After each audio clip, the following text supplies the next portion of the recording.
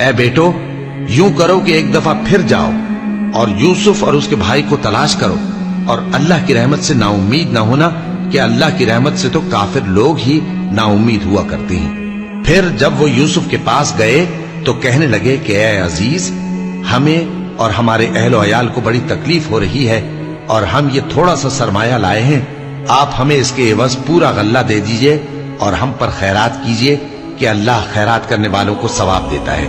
یوسف نے کہا، تمہیں معلوم ہے کہ جب تم نادانی میں پھنسے ہوئے تھے تو تم نے یوسف اور اس کے بھائی کے ساتھ کیا کیا تھا؟ وہ بولے، کیا واقعی تم ہی یوسف ہو؟ انہوں نے کہا، ہاں میں یوسف ہوں، اور بن یامین کی طرف اشارہ کر کے کہنے لگے، یہ میرا بھائی ہے، اللہ نے ہم پر بڑا احسان کیا ہے۔ جو شخص اللہ سے ڈرتا اور صبر کرتا ہے تو اللہ نیکوکاروں کا اجر ضائع نہیں کرتا۔ وہ بولے، اللہ کی قسم، اللہ نے تم کو ہم پر فضیلت بخشی ہے، اور بے شک ہم خطاکار تھے۔ یوسف نے کہا کہ آج کے دن تم پر کوئی ملامت نہیں، اللہ تم کو معاف کرے، اور وہ سب سے بڑھ کر رحم کرنے والا ہے۔ یہ میرا کرتا لے جاؤ، پھر اسے والد صاحب کے منہ پر ڈال دینا تو وہ بینا ہو جائیں گے، اور اپنے تمام اہل و عیال کو میرے پاس لے آؤ۔ اور جب قافلہ مصر سے روانہ ہوا تو ان کے والد کہنے لگے کہ اگر مجھ کو یہ نہ کہو کہ بوڑھا بہک گیا ہے تو مجھے تو یوسف کی بو آ رہی ہے۔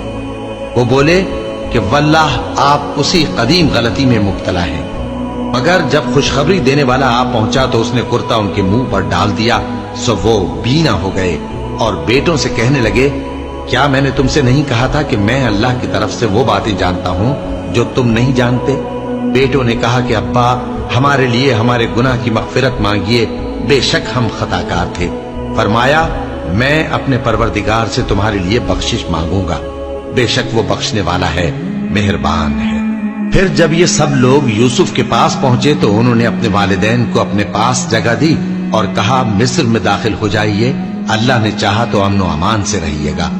اور اپنے والدین کو تخت پر بٹھایا، اور سب ان کے آگے سجدے میں گر پڑے۔ اور اس وقت یوسف نے کہا، ابا جان، یہ میرے اس خواب کی تعبیر ہے جو میں نے پہلے بچپن میں دیکھا تھا۔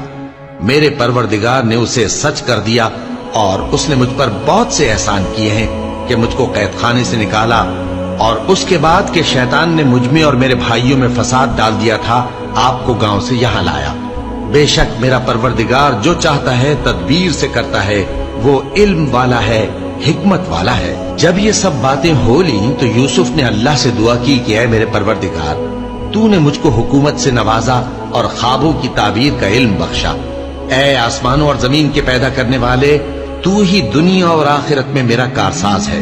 تو مجھے دنیا سے اپنی اطاعت کی حالت میں اٹھائیو، اور آخرت میں اپنے نیک بندوں میں داخل کیجو۔